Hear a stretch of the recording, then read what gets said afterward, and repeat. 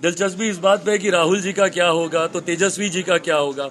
कोई फर्क नहीं पड़ता भाई, किसकी सदस्यता जा रही है नहीं जा रही है। और ये प्रावधान कानून में ही बनाए गए हैं और इस प्रावधानों को बदलने का प्रयास यूपीए की सरकार ने किया था, जिसको स्वयं राहुल जी ने ही खारिज किया था। पर इस अध्यादेश को राहुल जी ने स्वयं अपने हाथों से फाड़ने का उन्होंने काम किया था। भाई जल्दबाजी नहीं हुई है भाई, कानून खुद कहता है कि तत्काल प्रभाव से। भाई संविधान, जो लोग बोलते हैं संविधान की हत्या हो रही है, संविधान की हत्या हो रही है, पढ़ ले भैया संविधान एक बार। कोई राहुल जी भाई पहले व्यक्ति थोड़ी हैं जिनके ऊपर ये कार्रवाई हुई है। अब नाम गिनाने की जरूरत नहीं है, पर अपने प्रदेश के भी कई ऐसे नेता हैं जिनके ऊपर पूर्व में भी ये कार्रवाई ऐसे ही हुई है। तेजस्वी जी के पास एक अच्छा मौका है अपनी बातों को जाकर वहां पे रखने का। तो अगर तेजस्वी जी को लगता है कि उन्होंने कुछ गलत नहीं किया, जो वो कहते भी हैं हर मन से, मुझे लगता है सही मंच ये है। आज जब आप वहां पे जा रहे हैं, वहां पे अपनी बातों को रखिए। राहुल जी के पास भी ये ऑप्शन था। मुख्यमंत्री नीतीश कुमार जी खड़े होकर बोलते थे कि अरे जाओ जाकर पूछो अपने बाप दादा से 15 साल पहले का बिहार कैसा था।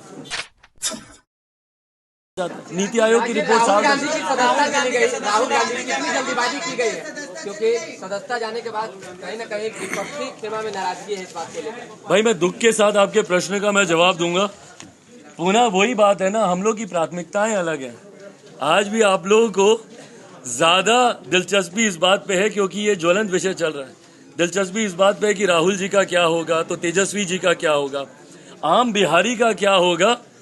ये दिलचस्पी हम लोगों में ही नहीं उत्पन्न हो पा रही है। ये दुख की बात है, ये दुख की बात है। मैं आप सब से भी भाई आग्रह करूंगा, लोकतंत्र का चौथा स्तंभ है।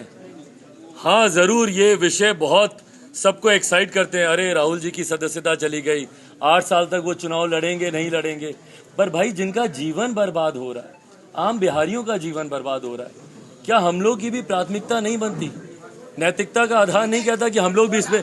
खैर आपके प्रश्न का मैं जवाब दे देता हूं क्योंकि आप जानना चाह रहे हैं, क्योंकि यही प्रश्न आगे भी आएंगे।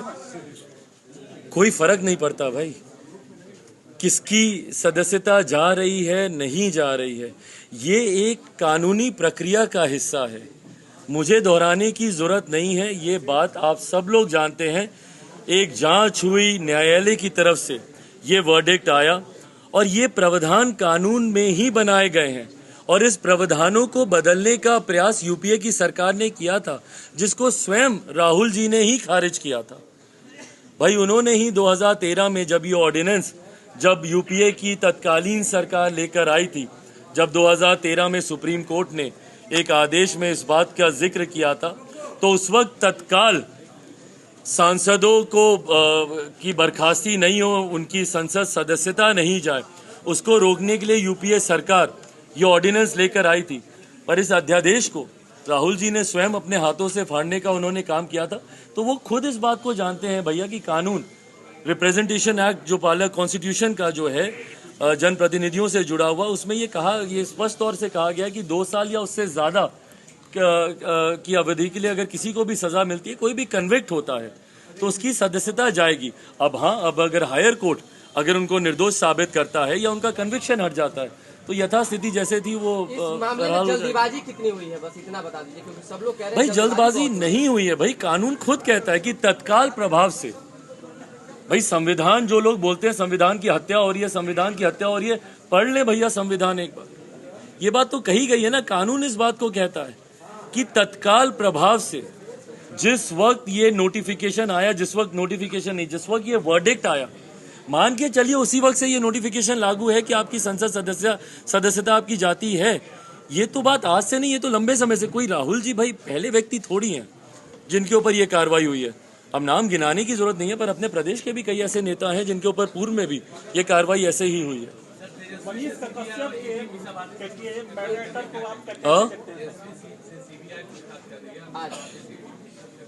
नहीं, मुझे लगता है कि अगेन तेजस्वी जी के पास एक अच्छा मौका है अपनी बातों को जाकर वहां पे रखने का।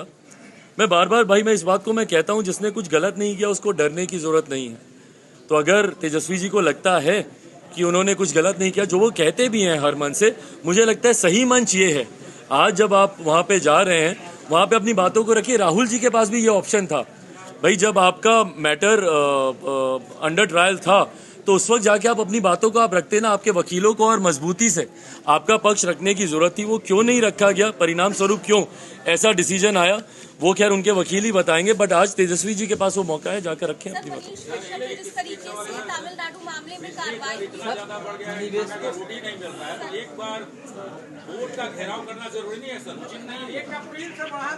भाई हम लोग उसी प्रयास में हम लोग लगे हुए हैं।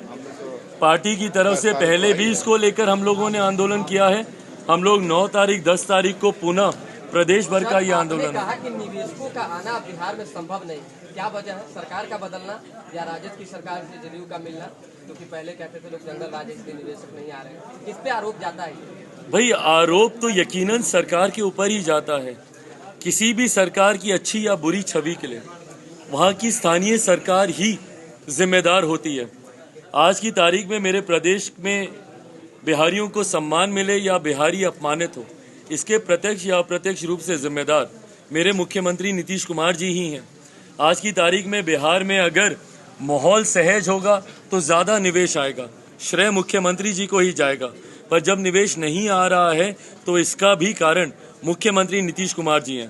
भाई जो लोग बार बार जंगल राज का जिक्र करते हैं, मैं पुनः दोहराऊं, जंगल राज टर्म लोक जनशक्ति पार्टी रामविलास के द्वारा दिया गया नहीं है। ये जंगल राज टर्म मुख्यमंत्री नीतीश कुमार जी के द्वारा ही दिया गया। जब 2005 में जंगल राज का विकल्प अपने आप को बताते हुए मुख्यमंत्री नीतीश कुमार जी जब बिहार की सत्ता में आए थे, उस वक्त उन्होंने कहा था, और वो दिन ज्यादा दूर नहीं है भैया, आज से 2 साल पहले के अपने आर्काइव्स निकालिए। बिहार के हर जिले के हर विधानसभा के मंच से मुख्यमंत्री नीतीश कुमार जी खड़े होकर बोलते थे कि अरे जाओ जाकर पूछो अपने बाप दादा से 15 साल पहले का बिहार कैसा था। तो आज उन्हीं के साथ तो मिलकर ये सरकार चला रहे हैं। हकीकत है कारण घटक दल हो, गठबंधन हो, मुझे नहीं पता, पर हकीकत है कि मुख्यमंत्री जी जो कि प्रदेश के गृह मंत्री हैं, उनसे बिहार की कानून व्यवस्था नियंत्रित नहीं हो पा रही है। बिहार में अपराध चरम सीमा पर है। भय है लोगों को बिहार में निवेश करने को लेकर, और जिन लोगों ने निवेश किया हुआ है उन लोगों में भी भय है। परिणाम स्वरूप वो लोग भी बिहार से पलायन कर रहे हैं। थैंक यू भाई।